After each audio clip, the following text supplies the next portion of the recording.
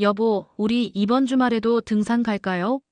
남편의 문자를 보며 미소 짓다가 문득 책상 위에 놓인 통장이 눈에 들어왔습니다. 평화로운 일상 속 우연히 발견한 남편의 비밀 통장. 매달 15일 꾸준히 입금되는 100만 원. 그리고 그 수취인의 이름은 김영숙. 숨이 멎는 것 같았습니다. 그 이름은 다름 아닌 제 전 시어머니. 15년 전 제가 이혼하면서 완전히 끊어냈다고 생각했던 그분의 이름이었으니까요. 남편은 제 전 시어머니를 어떻게 알게 된 걸까요? 왜 그분의 통장으로 매달 거액을 보내고 있는 걸까요? 그리고 가장 큰 의문은 우리의 재혼이 정말 우연이었을까요? 3년간의 행복했던 결혼 생활이 한순간에 의심으로 변해버린 그날, 저는 아직 몰랐습니다. 제가 마주하게 될 충격적인 진실을, 그리고 그 진실이 저희 부부의 운명을 어떻게 뒤바꿔 놓을지를. 저는 48세 여성입니다. 3년 전 현재의 남편과 재혼해 새로운 인생을 시작했습니다. 첫 결혼 생활은 15년으로 끝이 났는데 그때 받은 상처를 치유하고 다시 사랑을 시작할 수 있게 해준 것이 지금의 남편입니다. 남편은 저보다 3살 많은 51세로 대기업 임원으로 일하고 있습니다. 첫 만남은 공통 지인의 소개로 이루어졌어요. 당시 저는 이혼 후 6년째 홀로 지내고 있었고 남편 역시 이혼한 지 4년이 되어가는 시점이었습니다. 둘 다 이혼의 아픔을 겪었기에 서로를 더 이해할 수 있었고 조심스럽게 만남을 이어갔습니다. 1년간의 데이트 끝에 결혼을 결심했습니다. 저에게는 전 결혼해서 낳은 대학생 딸이 있고 남편에게는 자녀가 없었기에 새로운 가정을 꾸리는데 큰 어려움은 없었습니다. 딸아이도 새아버지를 잘 받아들여 주었고 남편 역시 딸을 친딸처럼 아껴주었습니다. 결혼 후 3년간 우리 가정은 정말 평화로웠습니다. 주말이면 함께 등산도 가고 한 달에 한 번은 꼭 여행을 다녀왔어요.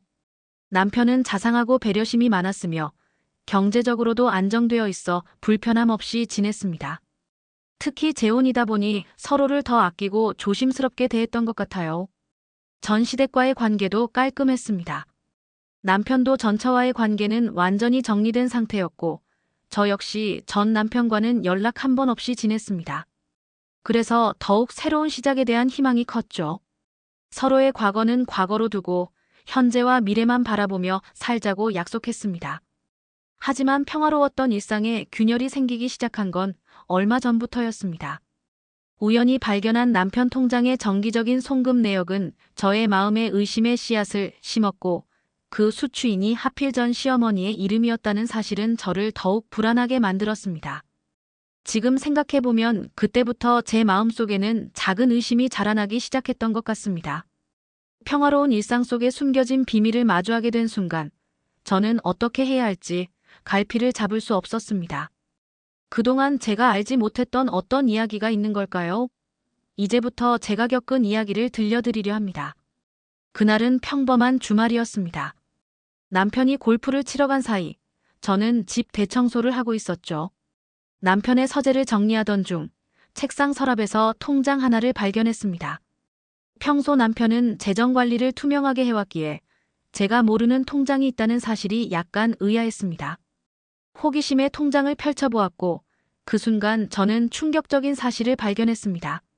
매달 15일 어김없이 100만 원씩 한 계좌로 송금되고 있었던 거예요. 수취인명이 눈에 들어왔을 때 저는 그 자리에 얼어붙었습니다. 김영숙. 제 전 시어머니의 이름이었습니다. 처음에는 단순한 우연의 일치라고 생각했습니다. 같은 이름을 가진 다른 사람일 수도 있다고 스스로를 위로했죠. 하지만 송금 내역을 자세히 살펴보니 이 거래는 남편이 저와 만나기 전부터 시작되어 있었고 한 번도 거르지 않고 꾸준히 이어져 왔더군요. 손이 떨려왔습니다. 이런 송금이 있었다는 사실을 남편은 왜 한 번도 말하지 않았을까요? 더구나 받는 사람이 하필 제 전 시어머니와 같은 이름이라니. 머릿속이 복잡해졌습니다. 남편의 전처나 그 가족에 대해서는 자세히 알지 못했습니다. 서로의 과거는 묻지 않기로 한 암묵적인 약속이 있었거든요. 통장을 발견한 후 그날 하루 종일 일이 손에 잡히지 않았습니다. 남편이 돌아오고 나서도 평소처럼 행동하려 노력했지만 마음 한구석이 불편했습니다. 식사 시간에 남편의 얼굴을 볼 때마다 물어보고 싶은 마음이 간절했지만 어떻게 이야기를 꺼내야 할지 망설여졌습니다. 그날 밤 잠자리에 누워서도 잠을 이룰 수 없었습니다. 이런저런 생각들이 머릿속을 맴돌았죠. 혹시 남편과 전처 사이에 무슨 일이 있었던 걸까? 아니면 제가 모르는 다른 이유가 있는 걸까? 왜 하필 전 시어머니와 이름이 같은 사람에게 매달 거액을 보내는 걸까? 가장 큰 고민은 이 사실을 어떻게 다뤄야 할지였습니다. 직접적으로 물어볼까 망설여졌습니다. 지금까지 쌓아온 신뢰와 평화로운 관계가 깨질까 두려웠거든요. 하지만 이대로 모른 척 넘어가기에는 제 마음이 너무 불편했습니다. 결국 저는 혼자만의 조용한 조사를 시작하기로 마음먹었습니다. 남편을 의심하는 것 같아 마음이 아팠지만 진실을 알아야만 했습니다. 이것이 제 의심과 불안의 시작이었습니다.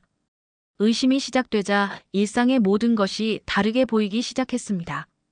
남편의 사소한 행동 하나하나가 신경 쓰였고 늦은 퇴근이나 주말 골프 모임도 의심스러워졌습니다.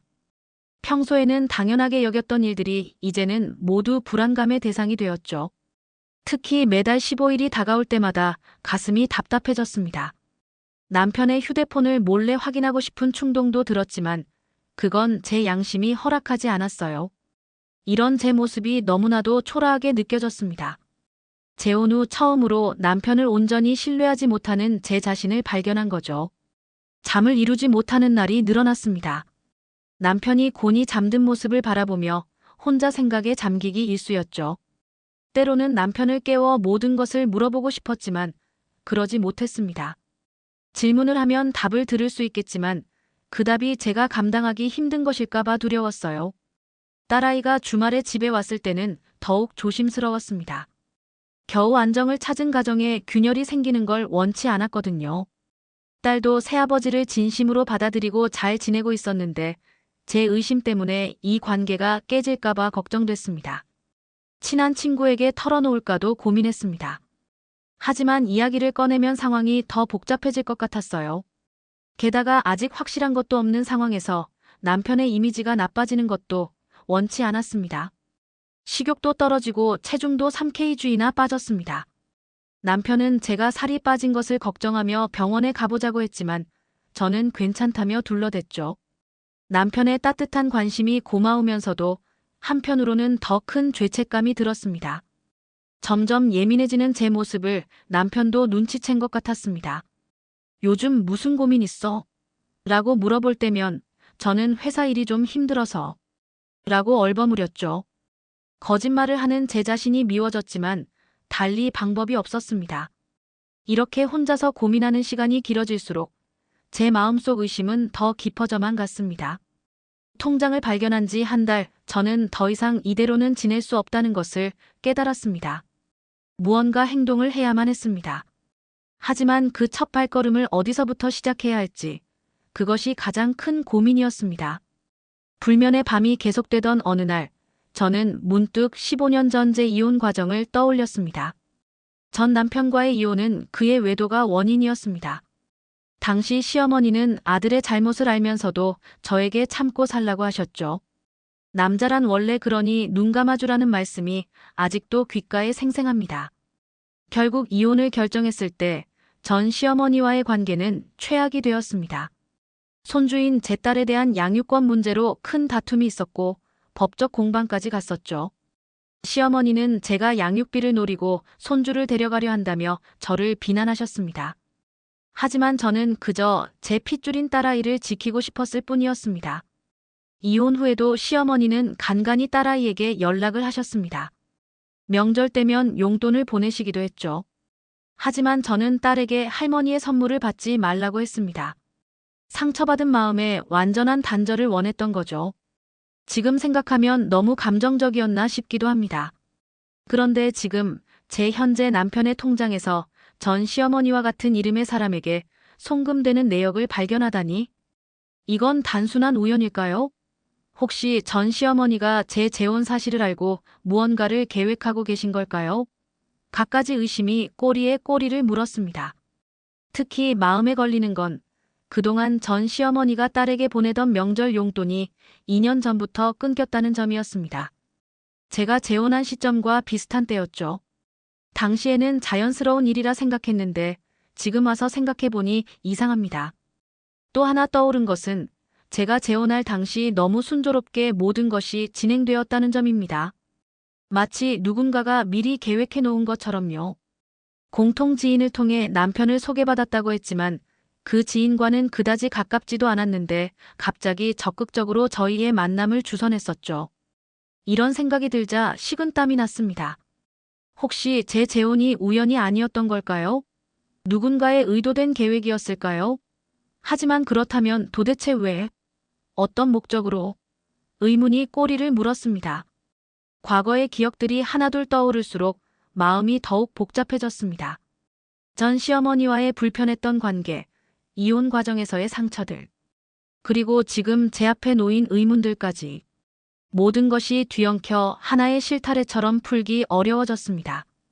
이제는 더 이상 이 의문을 혼자 안고 있을 수 없다는 생각이 들었습니다. 더 이상 망설일 수 없다는 결심이 서자 저는 체계적으로 증거를 모으기 시작했습니다. 우선 남편이 출근한 후 서재에서 발견한 통장을 다시 꺼내 거래 내역을 사진으로 찍었습니다.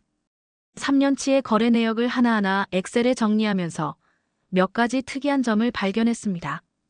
첫째, 송금은 매달 15일에 정확히 이루어졌지만 금액이 항상 100만 원은 아니었습니다.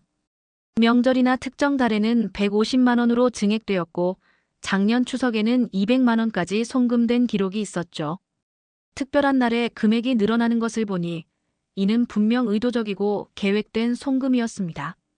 둘째, 송금을 받는 계좌는 지방 소재의 농협 계좌였습니다. 제 전 시어머니가 사시는 경상북도 부평과 같은 지역이었죠. 이런 우연이 거듭되자 의심은 더욱 깊어졌습니다. 셋째, 송금 내역 메모란에는 아무것도 적혀 있지 않았습니다. 일반적으로 정기적인 송금을 할 때는 생활비, 용돈 등의 메모를 남기는 것이 보통인데 이 송금에는 어떤 메모도 없었습니다. 마치 흔적을 남기지 않으려는 것처럼 보였죠. 남편의 다른 금융거래도 살펴보기로 했습니다. 평소 남편은 주거래 은행 통장과 신용카드 내역을 제게 보여주며 재정을 투명하게 공개했었는데 이제 보니 그것은 일부에 불과했던 것 같았습니다. 인터넷 뱅킹에 접속해보니 남편 명의로 된 다른 계좌들도 있었습니다. 대부분 소액 거래만 있는 비활성화된 계좌들이었지만 그중 하나가 눈에 띄었습니다. 매달 초 건설회사에서 300만 원씩 입금되는 계좌였습니다. 남편이 일하는 회사와는 전혀 관계없는 건설회사였죠. 이 모든 정보를 정리하면서 머릿속이 복잡해졌습니다. 왜 남편은 이런 거래들을 제게 숨겼을까요? 그리고 건설회사에서 들어오는 돈의 출처는 무엇일까요? 혹시 이 모든 것이 서로 연관되어 있는 걸까요? 증거를 수집하면 할수록 새로운 의문들이 생겨났습니다. 하지만 이제 돌이킬 수 없었습니다. 이미 시작한 조사였고 끝까지 진실을 밝혀야 했습니다. 다음 단계로 무엇을 해야 할지 고민하던 중 문득 한 가지 생각이 떠올랐습니다. 송금을 받는 계좌의 실제 주인이 누구인지 확인하는 것. 그것이 가장 시급한 일이었습니다. 한숨을 깊게 내쉬며 노트북을 닫았습니다. 오늘 하루 종일 자료를 정리하면서 제 마음 한구석에는 자꾸만 불길한 예감이 자리 잡았습니다. 이제 돌이킬 수 없는 강을 건너고 있다는 느낌이 들었습니다. 진실을 파헤치기 위해서는 더 많은 정보가 필요했습니다. 우선 저희 부부를 소개해준 지인을 만나보기로 했습니다. 김 부장이라고 남편의 대학 후배이자 저와는 같은 테니스 동호회 회원이었죠. 언니, 갑자기 왜 저를 찾으신 거예요? 카페에서 김 부장을 만났을 때 그는 조금 불편한 기색이 역력했습니다. 저는 최대한 자연스럽게 대화를 이어갔습니다. 그냥 궁금해서요. 그때 어떻게 우리 남편을 소개하실 생각을 하셨는지. 아, 그게 그냥 두 분 다 좋은 분이라 생각해서요. 김 부장의 답변은 어딘가 석연치 않았습니다.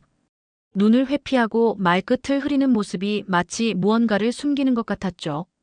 더 구체적으로 물어보려 했지만 그는 갑자기 급한 일이 생겼다며 자리를 피했습니다.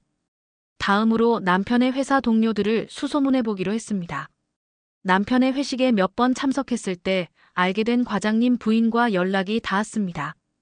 티타임을 가지면서 자연스럽게 남편의 과거 이야기를 꺼냈죠. 전처와는 어떻게 헤어지게 된 건지 혹시 아세요? 글쎄요. 소문으로는 시어머님 때문이라던데. 시어머님요? 네, 너무 간섭이 심했다고. 아, 제가 이런 말하면 안 되는데. 더 자세한 이야기를 들으려 했지만 과장님 부인도 더 이상의 이야기는 피했습니다. 하지만 한 가지는 확실해졌습니다. 남편의 이혼에 전 시어머니가 깊이 관여되어 있었다는 사실이었죠. 마지막으로 동네 부동산을 찾아갔습니다. 남편이 현재 살고 있는 아파트를 전처와 살 때도 이용했다는 걸 알고 있었거든요. 다행히 20년 넘게 이 동네를 지킨 원주민 부동산이었습니다. 아, 그 집이요? 네. 기억나네요. 그때 시어머님이 직접 오셔서 계약하셨었죠. 아들 이혼하고 나서 바로 팔아버리라고 하셨던 조각들이 하나둘 맞춰지기 시작했습니다. 하지만 여전히 큰 그림은 보이지 않았습니다. 왜 남편의 전 시어머니가 그토록 이혼에 적극적이었는지, 그리고 그것이 현재 제 전 시어머니와 무슨 관련이 있는지. 이렇게 주변을 탐문하면 할수록 더 많은 의문이 생겼습니다. 마치 미로 속으로 더 깊이 들어가는 것 같았죠. 하지만 이제 와서 멈출 수는 없었습니다. 다음 단계로 무엇을 해야 할지 고민하던 중 저는 결단을 내렸습니다. 직접 부평으로 가보기로 한 것입니다. 부평으로 떠나기 전 저는 남편의 과거를 더 자세히 알아보기로 했습니다. 인터넷 검색으로 시작했지만 의외의 발견이 있었습니다. 남편의 전처가 현재 유명 건설회사 고위 임원의 부인이라는 사실이었죠. 그것도 바로 남편 계좌로 매달 300만 원을 송금하는 그 건설회사의 임원이었습니다. 이 우연은 너무나 충격적이었습니다. 더구나 그 건설회사 임원은 남편의 학창시절 친구라는 사실도 알게 되었습니다. 동창의 사진들을 뒤지다 발견한 사실이었죠. 남편과 그 임원, 그리고 전처가 한 장의 사진에 담겨 있었습니다. 사진 속 세 사람은 밝게 웃고 있었지만 저의 마음은 더욱 무거워졌습니다. 회사 동료의 부인을 통해 들은 이야기도 떠올랐습니다. 남편의 전 시어머니가 이혼에 적극적이었다는 것. 그리고 그 시점에 맞춰 전처가 현재의 남편과 재혼했다는 사실이 이상하게 맞아떨어졌습니다. 혹시 이 모든 게 계획된 일이었던 걸까? 의심이 깊어질수록 새로운 사실들이 드러났습니다. 남편의 이혼 시기와 전처의 재혼 시기가 불과 3개월 차이였다는 것. 그리고 그 직후부터 시작된 정기적인 송금. 모든 것이 하나의 퍼즐처럼 맞아들어갔습니다. 호기심에 남편의 서재를 더 깊이 뒤져보았습니다. 책장 뒤편에서 오래된 서류 봉투를 발견했고 그 안에는 충격적인 내용의 계약서가 있었습니다. 이혼 합의금에 대한 계약서였는데 금액이 상식적인 수준을 훨씬 뛰어넘었죠. 또한 계약서에는 특이한 조항이 있었습니다. 매월 정기적인 생활보조금 지급이라는 항목이었죠. 금액은 명시되어 있지 않았지만 지금의 상황과 맞아떨어지는 내용이었습니다. 남편의 회사 경력도 다시 살펴보았습니다. 이혼 직후 갑자기 승진했다는 것도 의문이었습니다. 마치 누군가의 힘이 작용한 것처럼 보였죠. 그리고 그 시기에 체결된 거액의 프로젝트 계약. 상대방이 바로 그 건설회사였습니다. 이렇게 과거를 파헤칠수록 제 마음은 더욱 무거워졌습니다. 남편이 보여준 모습은 얼마나 진실이었을까요? 우리의 만남과 결혼도 어쩌면 누군가의 계획된 각본이었을지 모른다는 생각에 등골이 오싹해졌습니다. 하지만 아직 확신할 수는 없었습니다. 모든 정황이 의심스럽긴 했지만 결정적인 증거는 부족했죠. 이제 부평행만이 남은 퍼즐을 맞출 수 있을 것 같았습니다. 증거를 수집하는 과정에서 남편의 행동도 미묘하게 달라지기 시작했습니다. 제가 그의 과거를 캐고 있다는 것을 눈치챈 걸까요? 평소와는 다르게 휴대폰을 꼭 손에 쥐고 다녔고 자주 베란다에 나가 통화를 했습니다. 특히 지난 주말 결정적인 사건이 있었습니다. 늦은 밤 남편이 술에 취해 들어왔을 때였죠. 평소 과음을 하지 않던 사람이었는데 그날은 유독 많이 마신 듯 했습니다. 잠든 줄 알고 중얼거리는 남편의 혼잣말이 귀에 들렸습니다. 미안해. 정말 미안해. 이러려고 한 게 아닌데. 누구에게 하는 말인지 무엇이 미안한 건지 알 수 없었지만 그 말을 들은 후 잠을 이룰 수 없었습니다. 다음 날 아침 남편은 평소와 다름없이 행동했지만 눈빛만은 어딘가 불안해 보였습니다. 주중에는 더 이상한 일이 있었습니다. 평소 7시면 들어오던 남편이 밤 10시가 넘어서야 귀가했는데 옷에서 여자 향수 냄새가 났습니다. 물어보지는 않았지만 가슴 한구석이 무너져 내리는 것 같았습니다.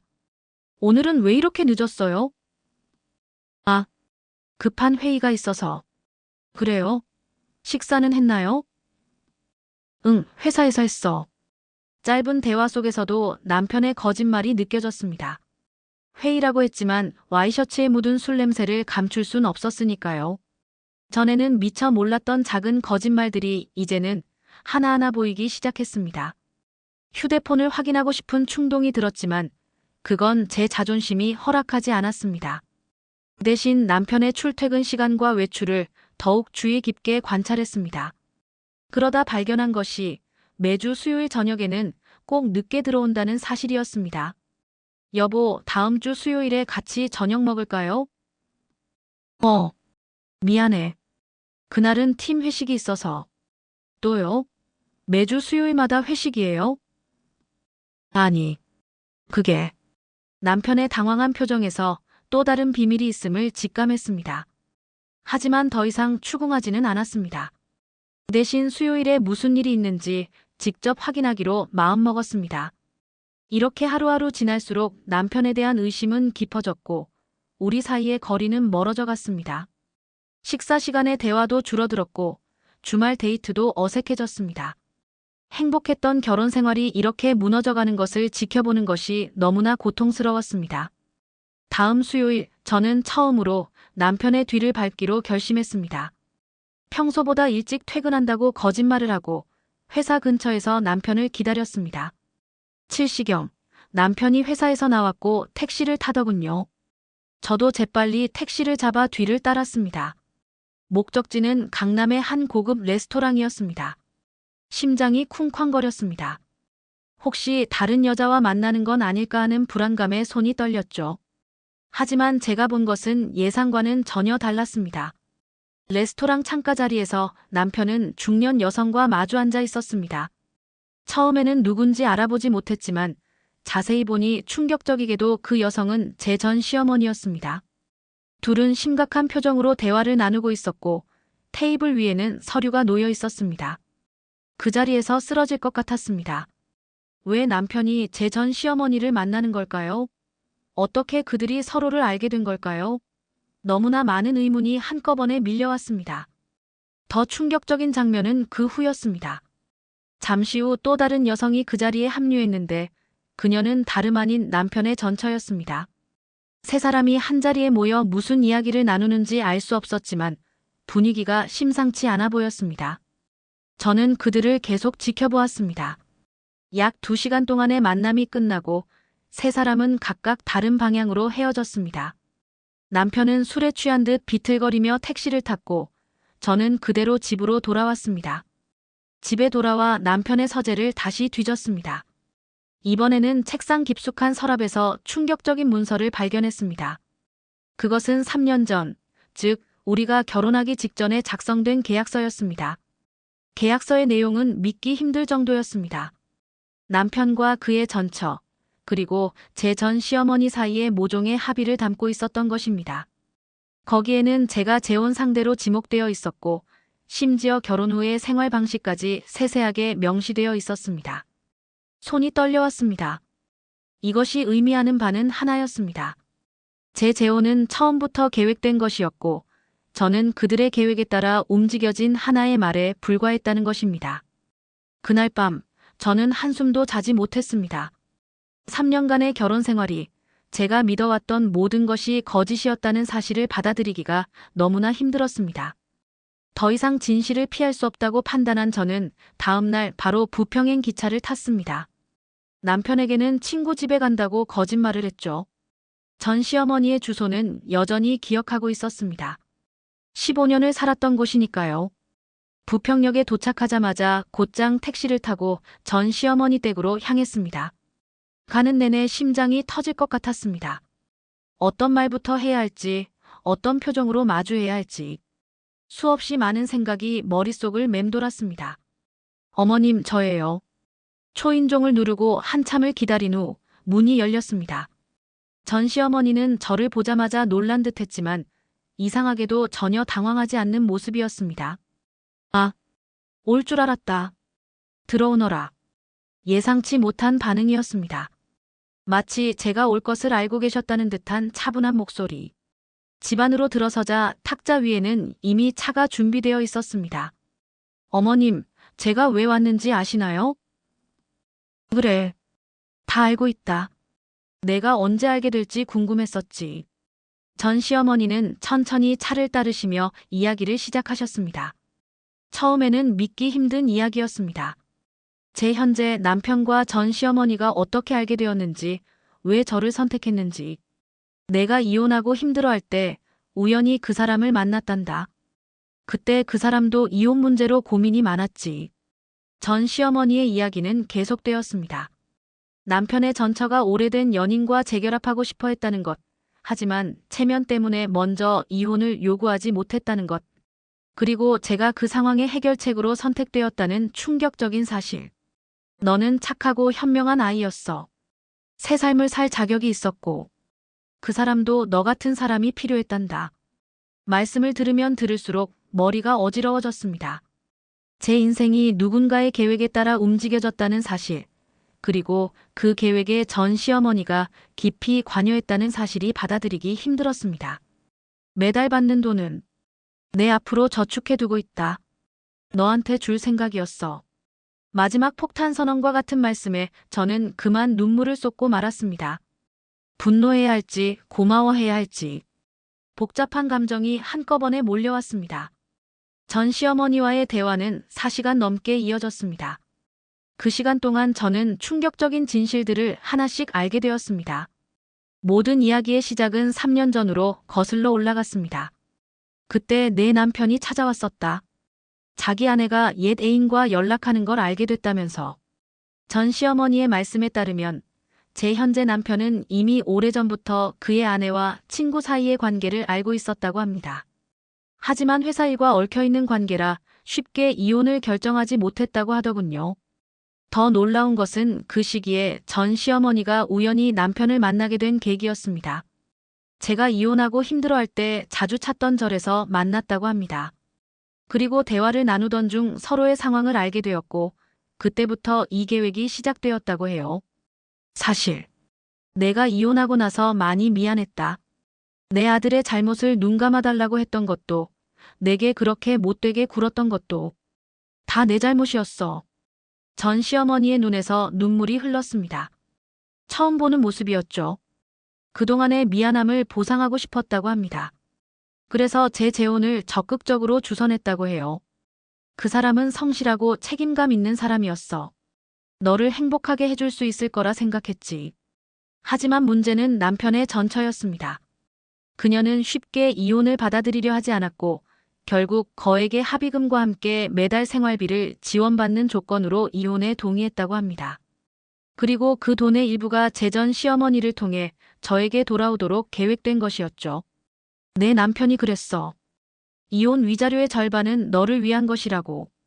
하지만 직접 주면 내가 거절할 게 뻔하니 나를 통해 전달하자고. 이 복잡한 관계가 조금씩 이해되기 시작했습니다. 남편의 늦은 귀가와 수요일 저녁 약속은 모두 이 문제를 조율하기 위한 자리였던 거죠. 전처와 전 시어머니, 그리고 남편 사이의 비밀스러운 만남은 이 복잡한 금전적 문제를 해결하기 위한 것이었습니다. 이제 어떻게 해야 할지는 내가 결정해야 한다. 하지만 한 가지만 알아두렴. 내 남편은 진심으로 너를 사랑하게 됐어. 처음은 계획된 만남이었을지 모르지만 지금은 달라. 전 시어머니의 마지막 말씀이 귓가에 맴돌았습니다. 과연 이 복잡한 진실을 어떻게 받아들여야 할지, 앞으로 남편과는 어떻게 마주해야 할지 답을 찾기가 쉽지 않았습니다. 부평에서 돌아온 그날 밤, 저는 남편과 마주 앉았습니다. 더 이상 비밀과 거짓말 속에서 살고 싶지 않았기 때문입니다. 남편은 제가 심각한 표정으로 대화를 요청하자 이미 무슨 일인지 알고 있다는 듯한 표정을 지었습니다. 여보, 모든 걸 알게 됐어요.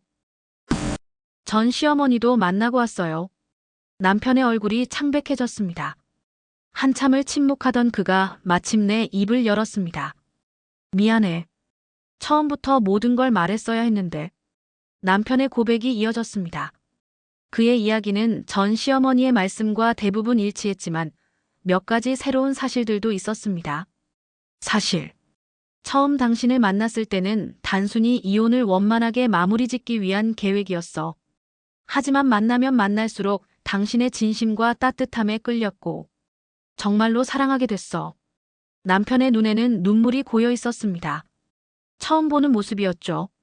매달 전 시어머니께 보내는 돈은 당신을 위한 거였어. 전처와의 이혼 합의금 중 절반을 당신의 몫으로 생각했거든. 하지만 직접 주면 거절할 게 뻔했고 자존심 상할까봐. 그런 식으로 속이는 게 더 자존심 상하는 일이에요. 제 말에 남편은 고개를 떨구었습니다. 수요일마다의 만남은 이 복잡한 관계를 정리하기 위한 자리였어. 전처는 계속해서 더 많은 합의금을 요구했고 전 시어머니는 그 돈을 어떻게 당신에게 전달할지 고민하셨고 대화는 밤늦게까지 이어졌습니다. 남편은 모든 것을 숨김없이 털어놓았고 저는 묵묵히 들었습니다. 그의 이야기가 끝났을 때 한 가지 질문이 남아 있었습니다. 지금이라도 말씀해 주세요. 우리의 만남이, 결혼이 정말 당신의 진심이었나요?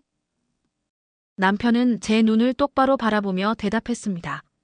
처음은 계획된 만남이었지만 지금의 내 마음만큼은 진실이야. 당신을 정말 사랑해. 그의 대답에 제 마음은 복잡해졌습니다. 분명 그동안의 거짓말과 속임수에 대한 분노와 실망이 컸지만 한편으로는 그의 진심이 느껴지기도 했습니다. 이제 선택은 제 몫이었습니다. 남편과의 대화 이후 저는 깊은 고민에 빠졌습니다. 겉으로는 평범한 일상을 유지했지만 내면에서는 끊임없는 가치관의 충돌이 일어났습니다. 한편으로는 남편의 진심을 이해할 수 있었습니다. 복잡한 이혼 문제를 해결하기 위한 불가피한 선택이었을 수도 있고 저를 위한 마음에서 비롯된 행동이었을 수도 있습니다. 특히 전 시어머니를 통해 저에게 보상하려 했던 것은 뒤틀린 방식이긴 했지만 일종의 책임감의 표현이었을 것입니다. 하지만 다른 한편으로는 깊은 배신감을 느꼈습니다. 결혼이라는 것은 두 사람의 진정성 있는 만남에서 시작되어야 하는데 저희의 만남은 처음부터 계산된 것이었습니다. 제가 그동안 진심으로 믿고 의지했던 관계가 허상이었다는 사실이 너무나 고통스러웠습니다. 진심이 언제부터였는지가 중요한가요? 아니면 지금 진심이라는 게 중요한가요? 밤마다 이런 질문들이 머릿속을 맴돌았습니다. 저의 가치관은 정직과 신뢰를 최우선으로 여겼는데 이미 그것들이 무너진 관계를 과연 다시 회복할 수 있을지 의문이었습니다. 특히 힘들었던 것은 금전적인 문제였습니다. 제가 재혼을 결정했을 때는 순수하게 사랑하는 사람과 새 삶을 시작하고 싶다는 마음이었습니다. 하지만 알고 보니 그 이면에는 복잡한 금전적 거래가 있었다는 사실. 마치 제가 거래의 대상이 된 것 같은 기분이 들었습니다. 그동안 받은 사랑이 진짜였다면 그걸로 충분하지 않을까. 하지만 그 사랑의 시작이 거짓이었다면 그 후의 진심을 어떻게 믿을 수 있을까? 이런 내적 갈등은 쉽게 해결될 것 같지 않았습니다. 게다가 이제는 전 시어머니까지 이 복잡한 관계에 얽혀 있다는 사실이 상황을 더욱 어렵게 만들었습니다. 밤마다 식은땀을 흘리며 잠에서 깨어났고 식욕도 떨어졌습니다. 남편은 저의 이런 모습을 안쓰럽게 바라보며 자책했지만 그의 미안함이 오히려 저를 더 힘들게 했습니다. 이제 제 앞에는 두 가지 선택지가 놓여 있었습니다. 모든 것을 용서하고 새로운 시작을 하는 것, 아니면 이 거짓된 관계를 정리하고 혼자만의 길을 가는 것. 어느 쪽을 선택하든 쉽지 않은 결정이 될 것 같았습니다. 고민 끝에 저는 일단 시간을 갖기로 했습니다. 남편에게도 잠시 거리를 두고 싶다고 말했고 그는 제 결정을 존중해 주었습니다. 2주간 친정에 머물면서 이 상황을 객관적으로 바라보려 노력했습니다. 엄마, 결혼이라는 게 뭐예요? 문득 친정어머니께 이런 질문을 던졌습니다. 세상에 완벽한 결혼은 없어. 시작이 어땠든, 과정이 어땠든. 중요한 건 서로를 얼마나 이해하고 배려하느냐지. 어머니의 말씀은 제게 새로운 시각을 제시해 주었습니다. 이 기간 동안 저는 세 가지 측면에서 문제를 정리해 보았습니다. 첫째, 감정적인 측면입니다. 남편의 거짓말에 대한 배신감과 분노는 분명했지만 3년간의 결혼 생활에서 느낀 그의 진심 어린 사랑도 부정할 수 없었습니다. 매일 아침 준비해주던 따뜻한 커피, 제가 피곤할 때마다 해주던 어깨 마사지, 그리고 항상 제 의견을 존중해주던 모습들. 이것들은 연기로는 할 수 없는 진심이었을 것입니다. 둘째, 현실적인 측면입니다. 전 시어머니를 통해 저에게 돌아오게 된 돈의 문제는 복잡했지만 이것이 오히려 남편의 책임감과 배려심을 보여주는 것일 수도 있었습니다. 비록 방식은 잘못되었지만 저를 위한 마음만큼은 진심이었다고 믿고 싶었습니다. 셋째, 미래에 대한 전망입니다. 이 일을 계기로 오히려 더 단단한 부부관계를 만들 수 있지 않을까 하는 생각도 들었습니다. 모든 비밀이 밝혀진 지금 더 이상 숨길 것도 없고 오히려 더 솔직한 관계가 될 수 있을 것 같았습니다. 해결 방안을 구체적으로 정리해 보았습니다. 1. 모든 금전적 거래는 투명하게 공개하고 정리할 것. 2. 앞으로의 부부관계는 완벽한 신뢰를 바탕으로 재설정할 것. 3. 전 시어머니와의 관계도 새롭게 정립할 것. 4. 과거의 일은 용서하되 잊지는 말 것. 이러한 정리를 마친 후 저는 남편에게 연락했습니다. 우리 진지하게 이야기 나눌 수 있을까요? 새로운 시작을 위한 첫 발걸음을 내딛기로 한 것입니다. 남편과의 마지막 대화를 위해 조용한 카페에서 만났습니다. 2주간의 시간이 저희 둘 다에게 많은 생각을 하게 해준 것 같았습니다. 남편의 얼굴은 헬쑥해져 있었고 수심이 가득해 보였습니다. 이 2주 동안 정말 많이 생각했어요. 제가 먼저 입을 열었습니다. 나도. 매일 밤 잠들지 못했어. 남편의 목소리가 떨렸습니다. 저는 준비해온 말을 차분히 꺼내기 시작했습니다. 우리 관계를 완전히 새로 시작했으면 해요. 제가 몇 가지 조건을 말씀드려도 될까요? 첫째, 더 이상의 비밀은 없어야 한다는 것. 둘째, 전 시어머니를 통한 송금은 즉시 중단할 것. 셋째, 전처와의 모든 금전적 문제는 법적으로 명확히 정리할 것. 넷째, 앞으로의 모든 결정은 부부가 함께 상의할 것. 이 조건들을 받아들이실 수 있나요? 남편은 잠시 침묵했다가 고개를 끄덕였습니다. 당연히 그래야지. 사실 나도 이런 상황이 너무 힘들었어. 더 이상 거짓말하고 싶지 않아.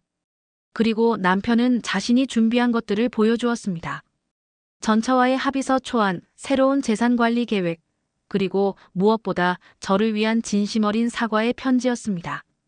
이제 와서 이런 말이 무슨 소용이 있을지 모르지만 당신을 정말 사랑해. 처음에는 계획된 만남이었을지 몰라도 지금의 내 마음만큼은 절대 거짓이 아니야. 남편의 눈에서 눈물이 흘렀습니다. 저도 마음이 복잡했습니다. 이 순간 제 인생의 가장 중요한 선택을 해야 했으니까요. 결국 저는 결심을 내렸습니다. 새로 시작해요. 하지만 이번에는 진짜로 어떤 거짓도 없이. 그 순간 남편의 얼굴에 안도의 미소가 번졌습니다. 저희는 서로를 바라보며 웃었습니다. 비록 완벽한 시작은 아니었지만 이제는 진정한 부부로서 새로운 출발을 할 수 있을 것 같았습니다. 이것이 옳은 선택이었는지는 아직 알 수 없습니다.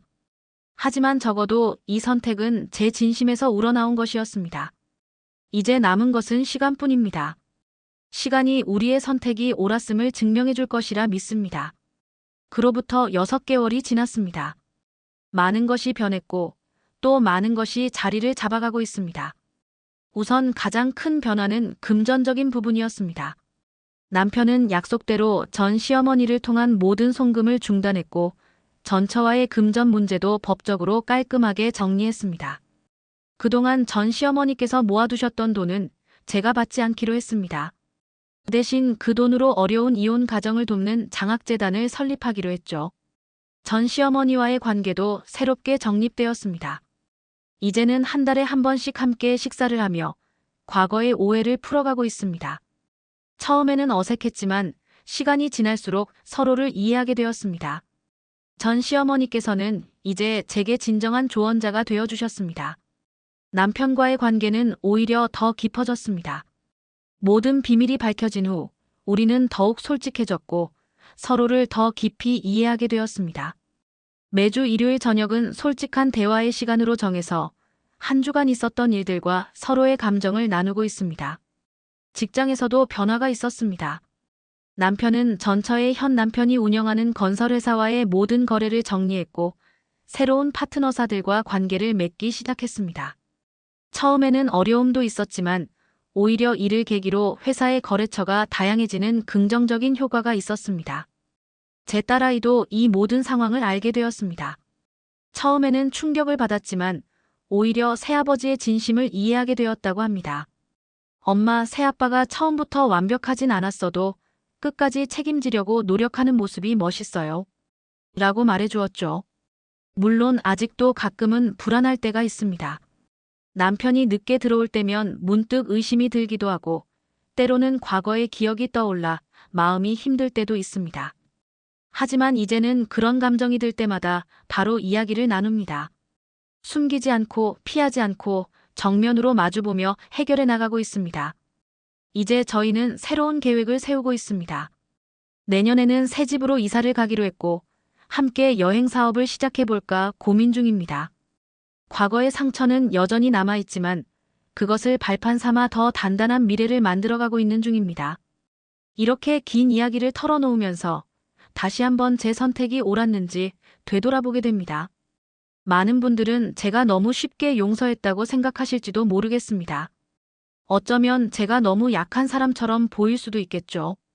하지만 저는 이것이 약함이 아니라 또 다른 형태의 강함이라고 생각합니다. 완벽한 시작보다는 진정성 있는 현재와 미래를 선택한 것이니까요. 용서는 때로는 더 큰 용기가 필요한 선택일 수 있습니다. 그럼에도 여전히 마음 한구석에는 작은 불안이 남아 있습니다. 이런 제 선택이 정말 옳은 것이었는지, 앞으로도 지금처럼 잘 지낼 수 있을지, 이런 고민들이 완전히 사라지지는 않았습니다. 특히 최근에는 새로운 고민이 생겼습니다. 남편이 해외 지사 발령 이야기를 꺼냈기 때문입니다. 2년간 싱가포르에서 근무해야 한다고 하는데 이 기회를 받아들여야 할지 망설여집니다. 지금처럼 안정된 관계를 유지하고 있을 때 환경에 변화를 주는 것이 좋을지, 아니면 더 단단해지기 위해서는 이런 도전이 필요한 것인지. 그래서 이렇게 글을 쓰면서 여러분의 의견을 듣고 싶었습니다. 1. 제가 남편을 용서하고 새로 시작하기로 한 결정이 과연 현명했을까요? 2. 앞으로도 이런 선택을 후회하지 않을 수 있을까요? 3. 해외 발령은 받아들이는 것이 좋을까요? 인생에는 정답이 없다고들 합니다. 하지만 여러분의 의견을 듣다 보면 제가 미처 생각하지 못한 부분들을 발견할 수 있을 것 같습니다. 저의 긴 이야기를 읽어주셔서 감사합니다. 마지막으로 덧붙이자면 이런 경험을 통해 한 가지 깨달은 것이 있습니다. 완벽한 관계란 없다는 것, 그리고 진정한 사랑은 시작이 아닌 과정에서 만들어진다는 것입니다. 앞으로도 우리 부부가 서로를 더 이해하고 배려하며 성장해 나갈 수 있기를 희망합니다. 여러분의 조언을 기다리겠습니다. 감사합니다.